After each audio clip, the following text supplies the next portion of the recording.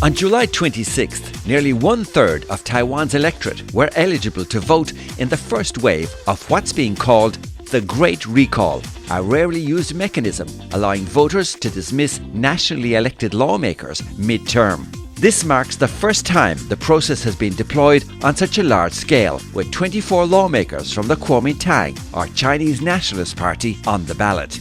The vote result is being closely watched, as it has the potential to alter the balance of power in Taiwan's parliament, which has seen months of political deadlock between the Democratic Progressive Party government and the opposition KMT and their allies. In this episode, we dive into the outcome of that vote. We break down the results, highlight the key takeaways, discuss the reactions, and review how these results are likely to shape the remaining term of Taiwan's current administration.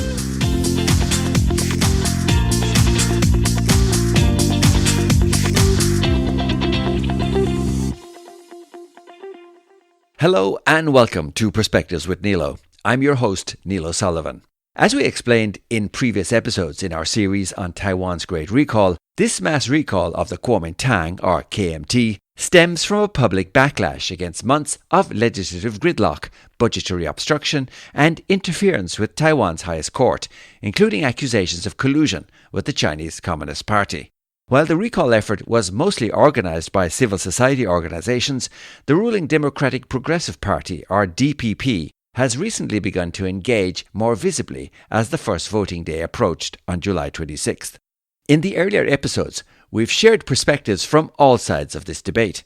Feel free to go back and listen to those episodes, which you can find on our blog at pwnilo.com or by searching for Perspectives with Nilo wherever you get your podcasts. And be sure to hit that subscribe or follow button, as it would really help us a lot.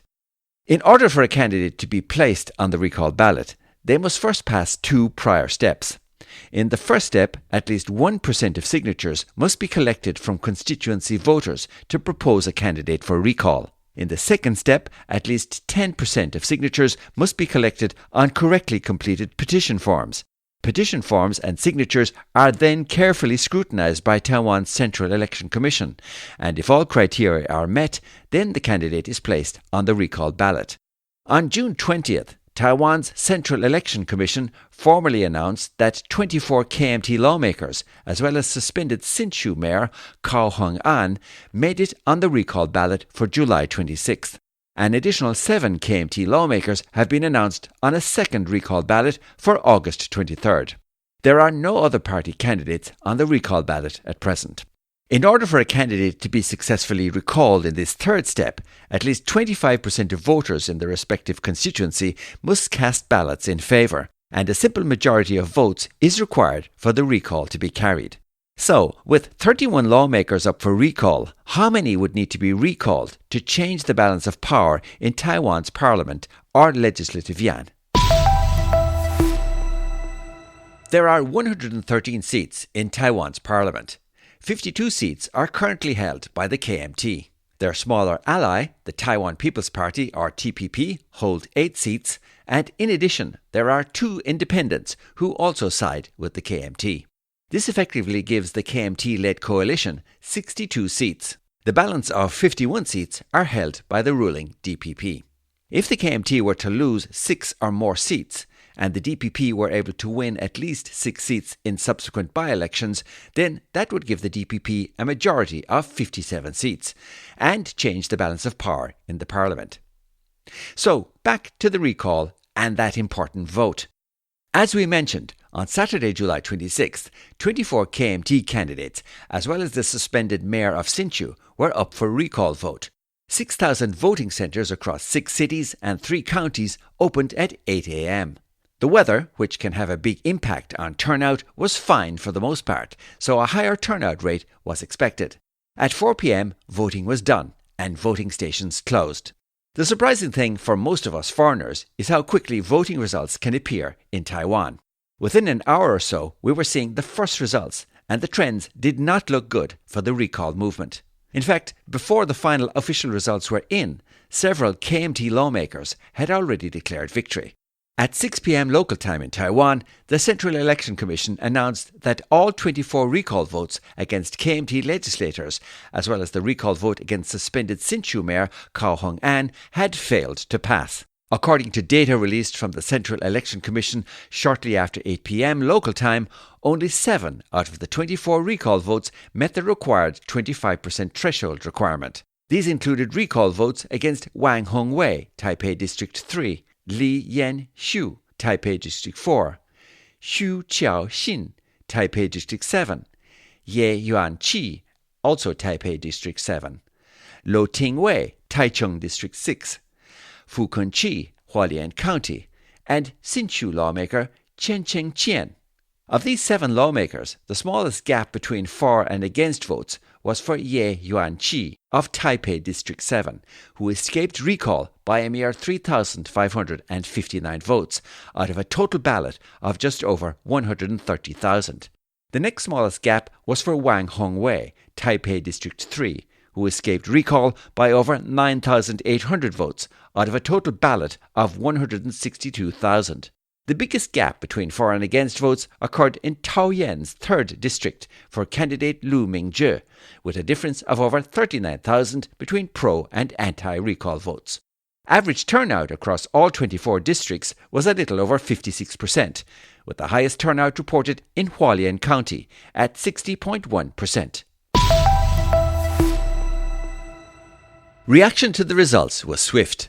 Fu Kun-chi, the KMT caucus whip representing Hualien County and one of the most powerful and controversial KMT lawmakers targeted for the recall, said the result of the recall has left President Lai with no option other than to meet with the opposition and find a way for Taiwan to proceed in a more stable way in this chaotic world. Wang Hongwei from District 3 in Taipei City, who is Deputy Secretary General of the KMT Legislative Caucus and whose pro-recall group we spoke with in an earlier podcast episode, thanked the wisdom of the voters in her district for their trust in her. She said she will work even harder to serve the people in her district in the future. And she also thanked her support campaign for helping to save her seat. Speaking to reporters Saturday evening, DPP Legislative Caucus Secretary General Rosalia Wu called on the public not to rush to conclusions. The party's Secretary General Lin Yuchang echoed her remarks, saying the recall votes had not been a fight between political parties, so the result should not be interpreted as a victory or a defeat. This was not a confrontation between parties, but a demonstration of civic power, he said at a local news conference. Lin said the DPP would quickly adjust its course in response to public opinion. He also described the recall campaign as an unprecedented and essential part of Taiwan's democracy. Recall supporters had been motivated by love for Taiwan and by the urge to oppose China, he added. As regards reaction from local media and political analysts, Lev Nachman, who is a political science professor at National Taiwan University, said on X that, quote, even though the pro-recall movement was highly mobilized and the KMT efforts to recall DPP legislators flopped, blue voter networks are not dead or apathetic. KMT voters can and will still mobilize for their party when need be. He continued that the most controversial KMT legislators who have been vilified non-stop for the past 6 months not only survived the recall, but won emphatically. I would expect them to come back with a vengeance before I expect them to now want to play ball with the DPP. He concluded that, quote, Lai will have some hard questions from Washington, D.C. about why he cannot pass the defence policy promised. He and the DPP did not win over as many moderate or blue votes as their strategy hoped they would. Lots of introspection at DPP headquarters tonight, 3 more years of hung parliament. End quote. Brian Hugh, writing in New Bloom magazine, stated that, quote, if the KMT has largely hung back and avoided carrying out drastic actions in the past half year that recall campaigns have been underway, the KMT may now decide that they have the mandate in order to continue pressing forward with such initiatives. In fact, the KMT may pursue such initiatives with renewed fervour. Indeed, the KMT blocking the DPP's 7 nominees for the Constitutional Court earlier this week and ensuring that the Constitutional Court continues to be frozen proves one example of how the KMT will likely remain committed to scorched earth tactics. End quote. And on the question of whether this failure of the Great Recall will put a damper on social movements, he concludes that, quote, "It is improbable that the energy and momentum that went into the Great Recall movement and the Bluebird movement last year will dissipate. The sudden emergence of such movements, in fact, is not at the end of any trajectory of successive social movements, such as led to the 2014 Sunflower Movement, but more likely signals the start of another trajectory of social movements." End quote. We've linked Brian's article, as well as additional analysis and information in the Dive Deeper section of our blog if you'd like to explore further. The outcome of this first round of recall voting means the KMT will hold on to its 52 seats out of a total of 113 in the Legislative Yuan. And while another 7 of its lawmakers will face a recall vote on August 23rd, the current consensus would appear to suggest that it is pretty unlikely that these future recalls will be any more successful than the ones we just witnessed. But of course, anything is possible. We will continue to watch this situation closely and keep you posted on any further updates here on the podcast and on our social media pages, all of which are linked on our blog at pwnilo.com. We would love to hear your feedback on this and the other episodes in this Great Recall series, and you can leave your comments on our social media pages or on the Perspectives with Nilo page of your favourite podcast app. But that's where we leave it for now. As always, thank you for listening, and until the next time, Zai Tian.